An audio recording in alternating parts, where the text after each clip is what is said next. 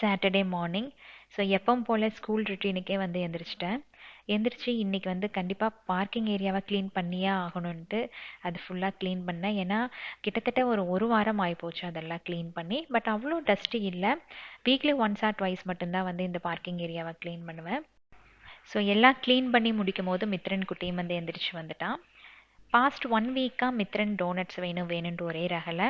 So இன்றைக்கி வந்து அவ்வளோ எந்த வேலையும் இல்லை. அதனால் கண்டிப்பாக இன்றைக்கி குழந்தைங்களுக்கு டோனட்ஸ் பண்ணி கொடுத்துடலாம் அப்படின்ட்டு அந்த பேட்டர் தான் ரெடி பண்ணிகிட்ருக்கேன். நம்மளோட சப்ஸ்கிரைபர் 2-3 பேர் இன்ஸ்டாகிராம் ரீல்ஸ் பார்த்துட்டு கமெண்ட் பண்ணியிருந்தீங்க, இந்த மாதிரி டோனட்ஸ் எப்படி பண்ணுறதுன்னு போடுங்க சிசி அப்படின்ட்டு. டு பி ஃப்ரேங்க், ப்ரொஃபஷ்னலாக நான் வந்து பெரிய பேக்கரெல்லாம் இல்லை. எனக்குன்னு சில ஃபேவரட் சேனல்ஸ் இருக்குது. ஸோ அதில் பார்த்து ட்ரை பண்ணுவேன். சப்போஸ் அது ஒர்க் அவுட் ஆச்சு அப்படின்னா தான் நம்மளோட சேனலில் போஸ்ட் பண்ணுறது. ஸோ டோனட்ஸ் வந்து எனக்கு ஓரளவுக்கு நல்லாவே வருது. கண்டிப்பாக நான் நெக்ஸ்ட் டைம் உங்களுக்கு ஷேர் பண்ணுறேன். இப்படியும் டோனட்ஸ்க்கு ரெடி பண்ணி வச்சுருக்கிற மாவு பொங்கறதுக்கு 1 hour ஆயிரும். மீன்வைல் இஞ்சி பூண்டு விழுது ரெடி பண்ணிடலாம் அப்படின்ட்டு எடுத்து வச்சுருக்கிறேன்.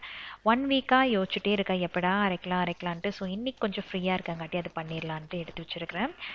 ஆல்ரெடி நம்மளோட vlogல இதை பற்றி நான் போஸ்ட் பண்ணியிருக்கேன். சப்போஸ் புது சப்ஸ்கிரைபராக இருந்தீங்க அப்படின்னா தெரிஞ்சுக்கோங்க. ஜஸ்ட்டு இஞ்சி பூண்டு விழுது நாம் எப்போ எடுக்கிற மாதிரி எடுத்துகிட்டு அது கூட பச்சை மிளகா, கொஞ்சம் எண்ணெய், அப்புறம் மஞ்சத்தூள், இது எல்லாத்தையும் நல்லா நைஸாக அரைச்சி இந்த மாதிரி ஐஸ் ட்ரேயில் போட்டு நான் ஃப்ரிட்ஜில் வச்சுருவேன். ஒரு 1 or 2 days கழித்து நல்லா செட் ஆனதுக்கப்புறம் அந்த குட்டி குட்டி க்யூப்ஸாக இருக்கிறத தனி கண்டெய்னரில் எடுத்து வச்சுட்டேன் அப்படின்னா எப்போ நம்ம தேவைப்படுதோ அப்போ வந்து நம்ம அதை யூஸ் பண்ணிக்கலாம். கிட்டத்தட்ட ஒரு 6 months வரை கெட்டு போகாமல் இருக்கும். அப்பப்போ அரைச்சி யூஸ் பண்ணுறது தான் ஹெல்த்தி. பட் இதில் வந்து மஞ்சத்தூளும் எண்ணெயும் இருக்கங்காட்டி அது வந்து நேச்சுரல் ப்ரிசர்வேட்டிவ். ஸோ அதனால் தாராளமாக யூஸ் பண்ணலாம். கடைகளில் வாங்குறது காட்டிலும் இது வந்து மச் பெட்டர் தான். ஸோ இந்த வேலையெல்லாம் முடிச்சுட்டு மித்துக்குட்டிக்கு தோசை கொடுத்துட்டேன். அதுக்கப்புறம் எங்கள் 2 பேத்துக்கு வந்து ஆலு பரோட்டா வந்து பண்ணி சாப்பிட்டுக்கிட்டோம்.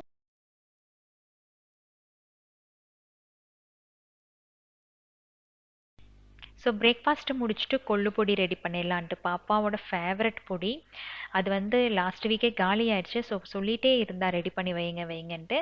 இன்றைக்கி ஃப்ரீயாக இருக்கங்காட்டி அதையும் பண்ணிடலான்னு தான் ரெடி பண்ணிகிட்ருக்கேன்.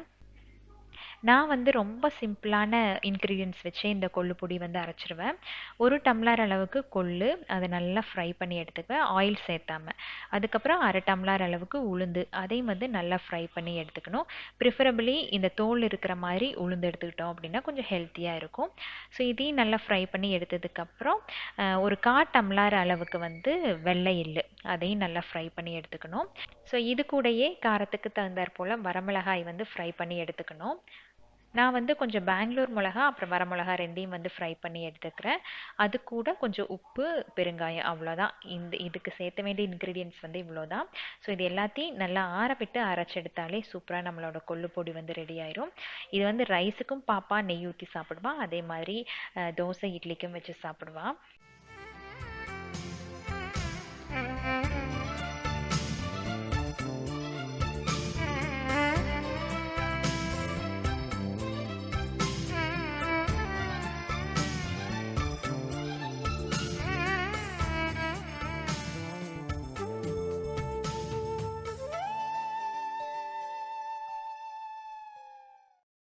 மந்த்லி ஒன்ஸ் ஏதாச்சும் ஒரு நாள் இதுக்குன்னே ஒதுக்கிடுவேன். கொஞ்சம் ப்ரிப்ரேஷன் பண்ணி வச்சிட்டோம் அப்படின்னா நமக்கு கொஞ்சம் ஸ்ட்ரெஸ்டாக இல்லாமல் இருக்கும். ஏன்னா இதுக்கு எல்லாத்துக்கும் நம்ம பழக்கப்படுத்திட்டோம் இல்லையா? அதனால் எங்களால் இதெல்லாம் இல்லாமல் இருக்க முடியாது. ஸோ குக்கிங்கை வந்து அந்த நாள் கம்மி பண்ணிவிட்டு இது எல்லாத்தையும் வந்து ரெடி பண்ணி வச்சுருவேன். இட்லி பொடி வந்து அம்மா ரெடி பண்ணிடுவாங்க. எப்போ ரெடி பண்ணாலும் எனக்கு ஒரு பாக்ஸ் தனியாக எடுத்து வச்சுருவாங்க. ஸோ நான் அங்கே போனாலோ இல்லை அம்மா இங்கே வந்தாலோ அந்த பாக்ஸ் இங்கே வந்துடும். அவங்க அரைச்சால் மட்டுமே வந்து அந்த இட்லி பொடி வந்து அவ்வளோ டேஸ்ட்டாக இருக்கிற மாதிரி இருக்கும். ஸோ இட்லி பொடியை பற்றி நான் கவலையே பட மாட்டேன். எப்போவுமே நம்மளோட பாக்ஸில் இருந்துகிட்டே இருக்கும்.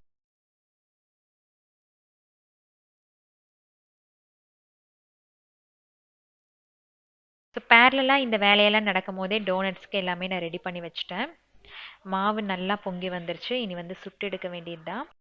டோனட் செஞ்சு முடிச்சதுக்கப்புறம் அதுக்கு மேலே ஒரு சாக்லேட் கோட்டிங் கொடுக்கணும் இல்லைங்களா? அன்னைக்கு வந்து சாக்லேட் கிடைக்கவே இல்லை. நானும் வந்து லாஸ்ட் வீக் டிமார்ட்டில் போய் கேட்கும்போது அது இல்லவே இல்லைன்ட்டாங்க. ஸோ திடீர்னு இன்னைக்கு வந்து பண்ணலான்னு முடிவு பண்ணதுக்கப்புறம் என்னடான்னு யோசிச்சேன். அப்புறம் பாப்பா இருந்துட்டு டைரி மில்க் இருக்குது, நான் எதிர்கடையில் வாங்கிட்டு வரேன், வாங்கிட்டு வந்து ஜஸ்ட் அதை மெல்ட் பண்ணி மேலே கோட்டிங் கொடுத்துடலாம் அப்படின்னா, சரி ஓகே அது ஒரு நல்ல ஐடியா தான் அப்படின்ட்டு பாப்பா ஒரு 5-6 டைரி மில்க் வந்து வாங்கிட்டு வந்திருந்தா. ஸோ அதை வந்து அவனில் வச்சு மெல்ட் பண்ணிவிட்டு இதுக்கு மேலே வந்து நல்ல ஒரு கோட்டிங் கொடுத்து மேலே கொஞ்சம் ஸ்ப்ரிங்கிள்ஸ் பண்ணிட்டோம். ஷேப்ஸ் வந்து கொஞ்சம் கொஞ்சம் டிஃப்ரெண்ட்டாக இருந்தது. பட் டேஸ்ட் நல்லா இருந்துச்சு. சும்மா சொல்லலை, உண்மையாலுமே டேஸ்ட் ரொம்ப நல்லா வந்துருந்துச்சு. ஸோ பாப்பாவும் மித்ரனும் வந்து ரொம்ப விரும்பி சாப்பிட்டாங்க. ஒரு 2 நாள் தான் வந்தது, அதுக்குள்ளேயே வந்து ஃபினிஷ் பண்ணியாச்சு.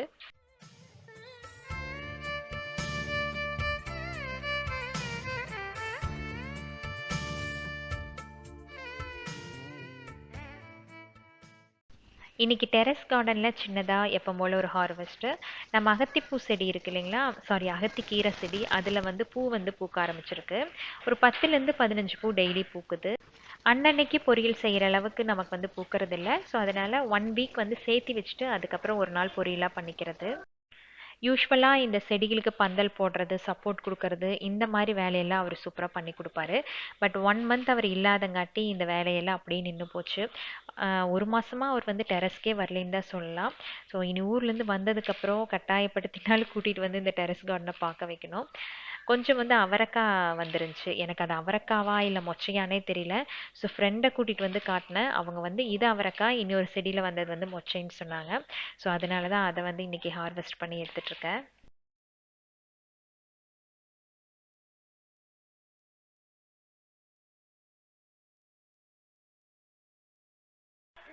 தட்டைப்பயிரும் கொஞ்சம் வந்துருந்துச்சு. ரொம்ப இல்லை, ஒரு 10 காய் வந்து பிடிச்சிருந்துச்சு. பட் ஹார்வெஸ்ட் பண்ணுற டைம் தான், அதனால வந்து இன்னைக்கு அதை கட் பண்ணிடலான்னு தான் கட் பண்ணிகிட்ருக்கேன். ஒரு சேனலில் வந்து சொன்னாங்க தட்டைப்பயிர் வந்து கட் பண்ணும்போது ஃபுல் ஸ்டெம்மிங் கட் பண்ணக்கூடாது, அந்த காயோட எட்ஜ் கொஞ்சம் தள்ளி நம்ம கட் பண்ணோம் அப்படின்ட்டு.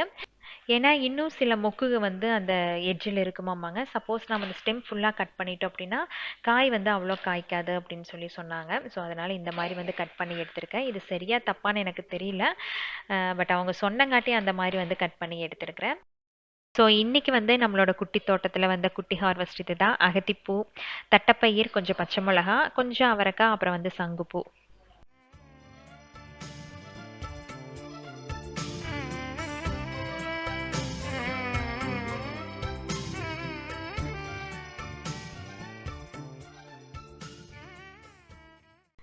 இன்னைக்கு ஆஃப்டர்நூன் லஞ்ச் வந்து ஏதாவது சிம்பிளாக பண்ணிக்கலாம் அப்படின்னு தான் நினச்சேன். பட் காய்கறி வந்து கொஞ்சம் ஃப்ரெஷ்ஷாக இருந்தங்காட்டி சாம்பார் வைக்கலாம் அப்படின்னு எனக்கு தோணுச்சு. நானும் பாப்பாவும் தானே, ஸோ இந்த அளவுக்கு காய் இருந்தாலே எங்களுக்கு போதுமானதாக இருக்கும். அதனால எல்லா காயும் அறுத்து போட்டு ஒரு மிக்ஸ்டு சாம்பாராக வச்சுக்கலான்ட்டு.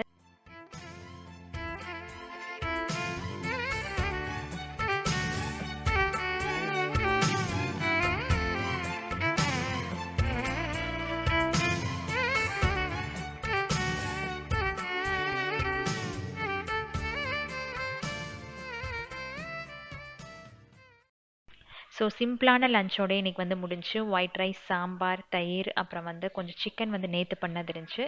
லைட்டாக அதை ரீஹீட் பண்ணி எடுத்துக்கிட்டோம்.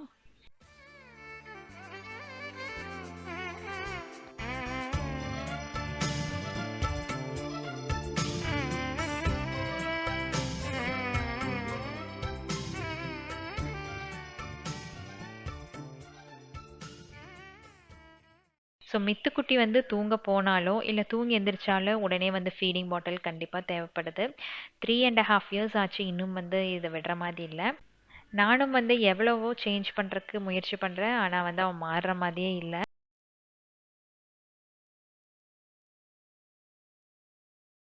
நம்ம வீட்டுக்கு வேலைக்கு வர அக்காவுக்கு வந்து சோப் போட்டு யுட்டென்சில்ஸ் வாஷ் பண்ணால் தான் வாஷ் பண்ணுற மாதிரி இருக்கும். லிக்விட் எல்லாம் கொடுத்தா வேண்டான்னு சொல்லிடுவாங்க. ஆனால் எனக்கு வந்து சோப் அலர்ஜிக்கு, அதனால் நான் வந்து அதை யூஸ் பண்ண மாட்டேன். இந்த மாதிரி ஜிஃபி இல்லைன்னா விம் வந்து வாங்கி நல்லா டைல்யூட் பண்ணிவிட்டு யூஸ் பண்ணுவேன். அப்படியே வந்து நான் யூஸ் பண்ண மாட்டேன். இப்படி டைல்யூட் பண்ணிட்டோம் அப்படின்னா நமக்கும் ரொம்ப நாளைக்கு அந்த லிக்விட் வர மாதிரி இருக்கும். இன்னைக்கு வந்து மித்ரனை சைக்கிளில் தான் கூட்டிகிட்டு வந்தேன். ஏன்னா ஸ்கூட்டர் எடுத்து எடுத்து இந்த சைக்கிள் வந்து ட்ரெயின் பண்ணுறதே அவனுக்கு கம்மியாக போச்சு. அதில் உட்காரவே மாட்டேங்கிறான். அதனால இன்னைக்கு எப்படியா கம்பல் பண்ணி அதில் வந்து கூட்டிகிட்டு வந்திருக்கேன். பட் அவனுக்கு வந்து இன்ட்ரெஸ்டே இல்லை, அது ஓட்டலாமா வேண்டாமா அப்படின்ட்டு நையின்ட்டே தான் இருந்தான். ஸோ இந்த விலாகோட எண்டுக்கு வந்துட்டோம். இப்போ வரைக்கும் சப்போர்ட் பண்ணிகிட்டு இருக்க எல்லா சப்ஸ்கிரைபர்ஸ்க்கும், அதாவது என்னோட ஃபேமிலி மெம்பர்ஸ் எல்லாத்துக்குமே வந்து ரொம்ப பெரிய thanks. Keep supporting me. Daily நடக்கிற டே ரொட்டீனை வந்து மினி விலாக்ஸாக ஷார்ட்ஸில் போட்டுட்ருக்கேன். ஸோ உங்களுக்கு எப்போ டைம் கிடைக்குதோ அப்போ வந்து நம்மளோட சேனல் இல்லைன்னா நம்மளோட இன்ஸ்டாகிராம் ரெண்டுலேயுமே வந்து நீங்கள் வந்து செக் பண்ணி பார்த்துக்கலாம். ஸோ இன்றைக்கி வந்து விலாக் இதோட முடிச்சுட்டு இன்னொரு இன்ட்ரெஸ்டிங்கான விலாகில் உங்களை நான் சந்திக்கிறேன். அண்டில் தென் பை ஃப்ரம் பிரியமுடன் நபி. தேங்க்ஸ் ஃபார் வாட்சிங்.